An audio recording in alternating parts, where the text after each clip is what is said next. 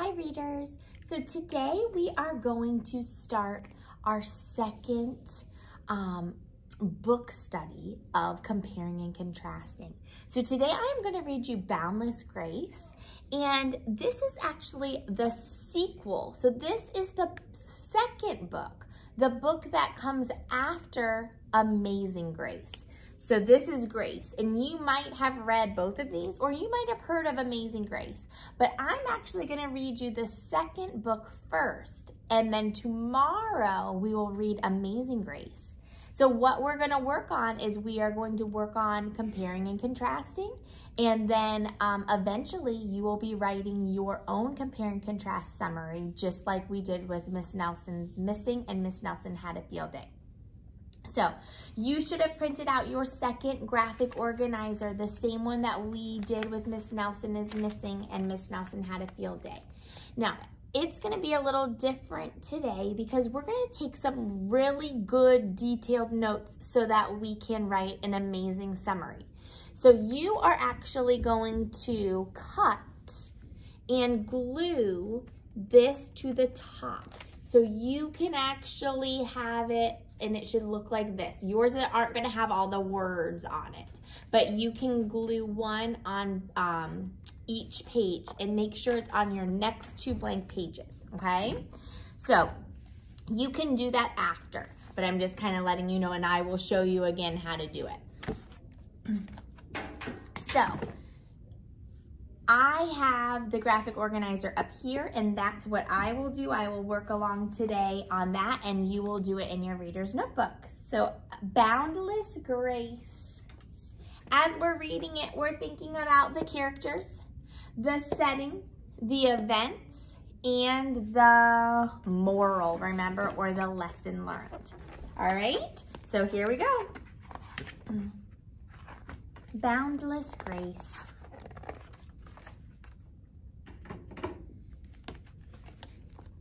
Grace lived with her mom, her Nana, and a cat called Papa. Next to her family, what Grace liked best was stories. Some she knew, and some she made up.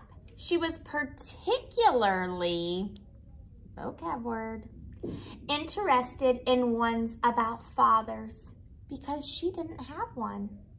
You do too have a father, her ma said when she caught Grace talking that way. I must have told you 100 times about how we split up and your papa went back to Africa.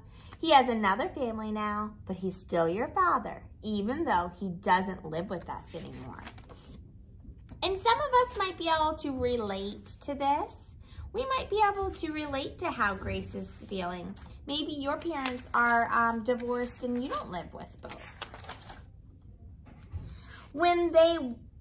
Well, that wasn't Grace's idea of a father. She wanted one like Beauty's, who brought her roses from the beast's garden in spite of the dangers. Not one she hadn't seen since she was very little and only knew from letters and photographs.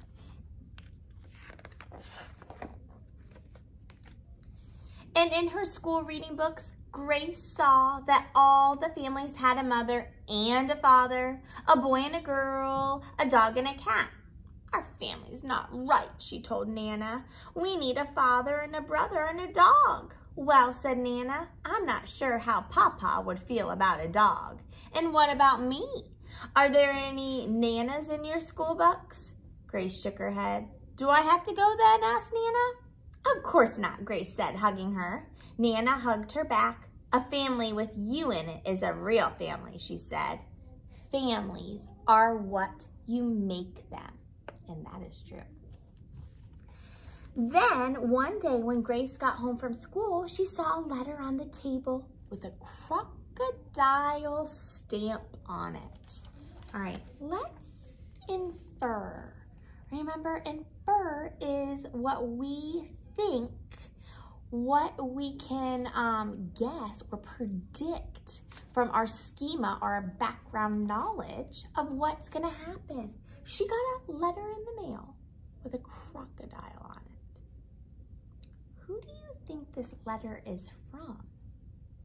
I don't know about you, but I know from my schema and my background knowledge that crocodiles live in Africa. And I remember hearing that Grace's father lives in Africa. I'm inferring that maybe this letter is from her dad. Grace knew it must be from Papa, but it wasn't Christmas or her birthday. Guess what, said Ma? Your Papa sent the money for 2 tickets to visit him in Africa for a spring vacation. Nana says she'll go with you if you want. What do you say?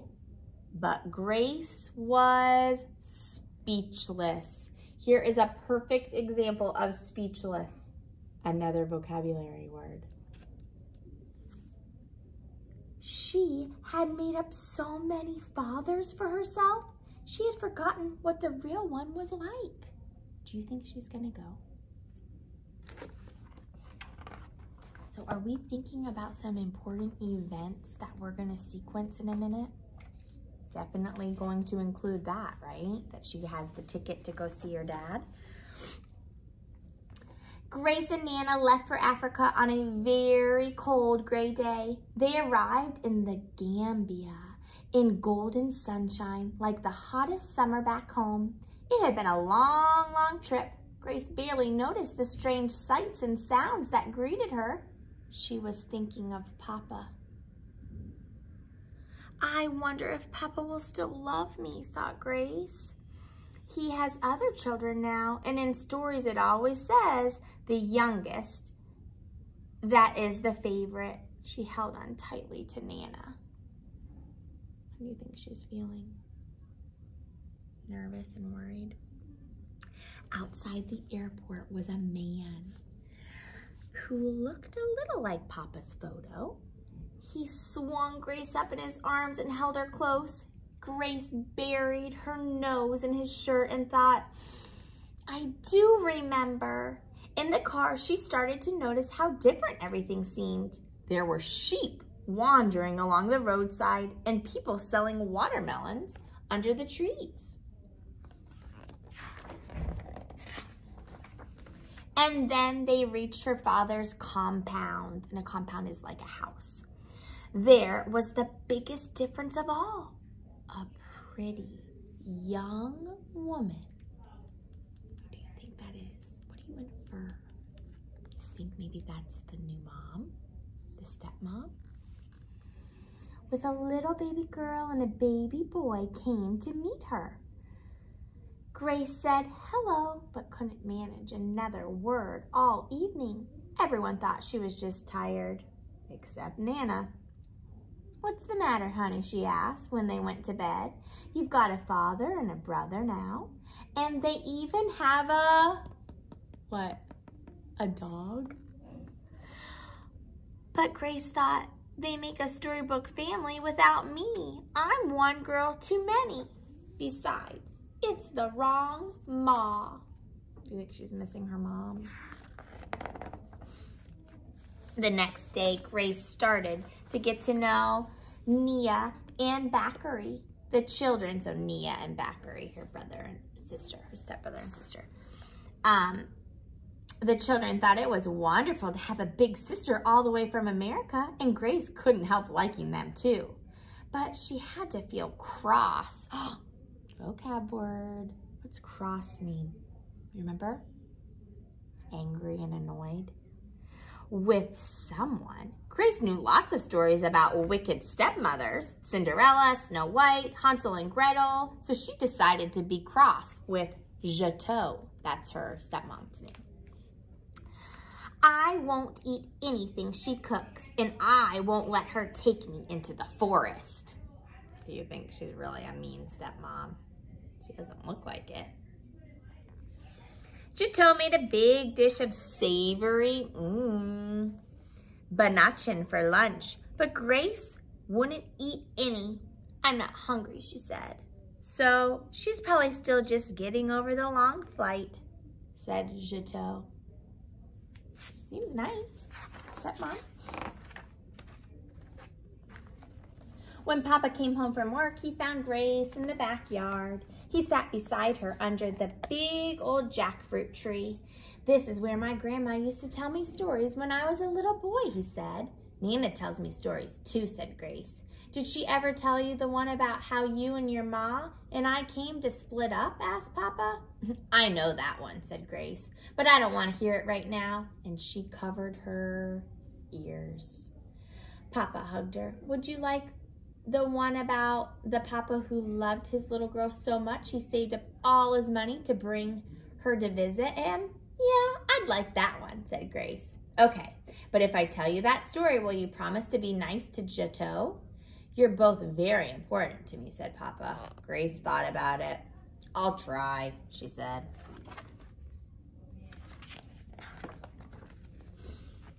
The next day, they went to the market. It was so much more exciting than shopping at home.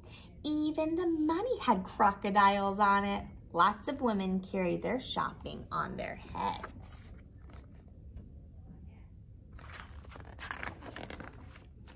Then they went to a stall that was like stepping inside a rainbow. Oh, look how beautiful. There were cloth with crocodiles and elephants on it, and cloth with patterns made from pebbles and shells, and so many colors. "We can choose cloth for Grace's first African dress," said Papa. Grace and Nana spent a long time choosing. No one was in a hurry. She seems happy now, right?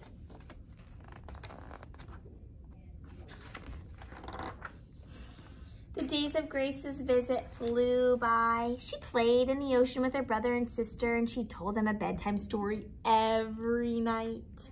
She told all the stories she knew: Beauty and the Beast, Rapunzel, Rumpelstiltskin. It was amazing how many stories were about fathers who gave their daughters away. But she didn't tell them any about wicked stepmothers. She's starting to kind of like Jateau now. Sometimes Ma called from home and her voice made Grace feel homesick. "I feel like gum stretched all thin in a bubble," she told Nana, "as if there isn't enough of me to go around. I can't imagine 2 families. What if I burst?" It would be hard. And some of you might know kind of how that feels. "Seems to me there's enough of you, Grace," said Nana. "Plenty to go around. And remember, families are what you make them." Now, I'm going to stop for a minute because I've heard that sentence 2 times.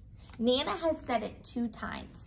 And when something is repeated over and over again in a story, that means it's important. So let's also stop and reflect for a minute about what we are going to keep track of today. What do you think might be good for that sentence? Families are what you make them. What do you think? I'm thinking more. Soon it was their last evening, and there was a big farewell party at the compound. Grace and Nana wore their African clothes, and Grace ate twice as much banachin as everyone else. "Now you really might burst," said Nana. Looks like she's finally starting to have fun, right?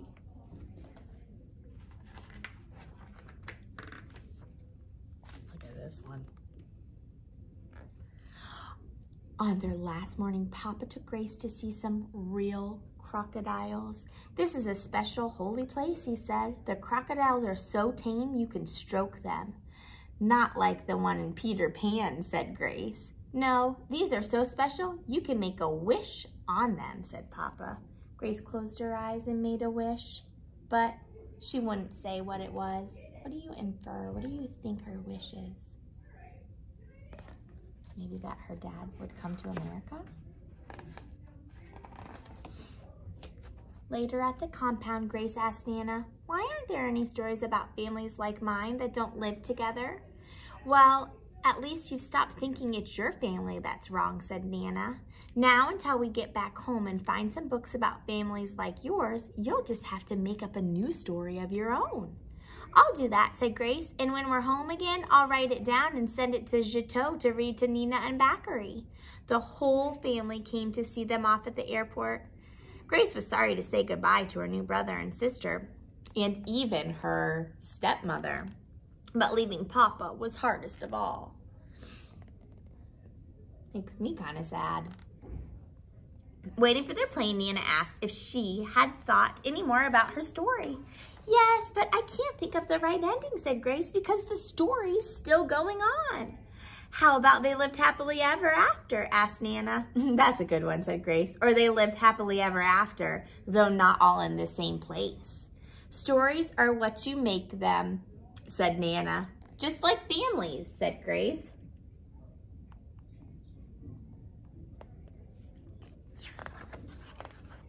So let's stop, because over and over again we heard families are what you make them, right? So what do you think the lesson learned or the moral is here? Now, remember at the beginning of this story, Grace was kind of, not really maybe ashamed, but sad and disappointed because she thought her family was wrong. It wasn't like all the other families in books. But then later on, she learned not every family is perfect, right? And it's okay to be different. It was okay that she had two moms. It finally worked out, right? So for our moral, remember, you should have cut and glued this. And if you need to pause, you should have cut and glued it into your notebook like this. Now go ahead and draw a line all the way down your paper, just like this. And then you can fill in and you can write down, kind of like what I have here, okay? So the moral is not every family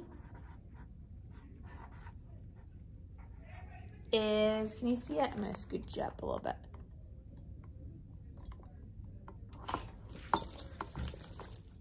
Not every family is perfect, and it's okay to be different.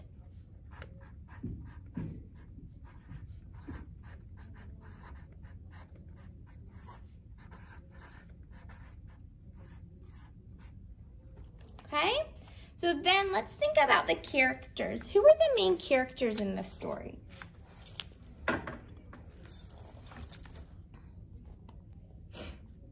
Well, who's the main character? And I like her. Grace.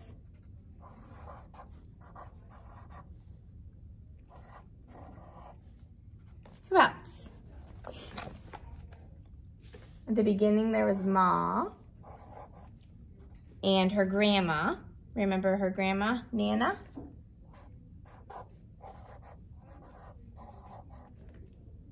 And then, who were part of her other family? Papa. Do you remember the stepmom's name? And it was a kind of a different, unique name, a beautiful name from Africa, Jeto. And then she had a brother. Remember the brother's name? Bakary. And then she had a sister, Nina. Or, yeah, Nina, I think. Okay, so what were the settings? Where did the story take place? Where did Grace live? Do you remember? She lived in America. And then she went to visit Papa and her other family in Africa. Now remember, when you write a country, you are writing a capital letter. It is the name of a very important place. All right, so now let's sequence and let's talk about our story. What happened at the beginning of the story? What was one of the very important things that happened at the beginning? Do you remember? Grace got a ticket, right, in the mail?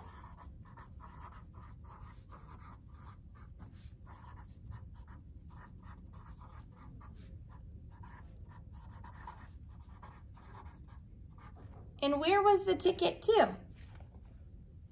To visit her dad in Africa.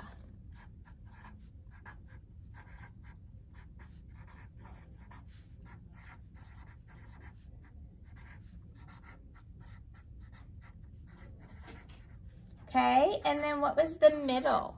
What was the middle of the story? Can you stop and think for a minute?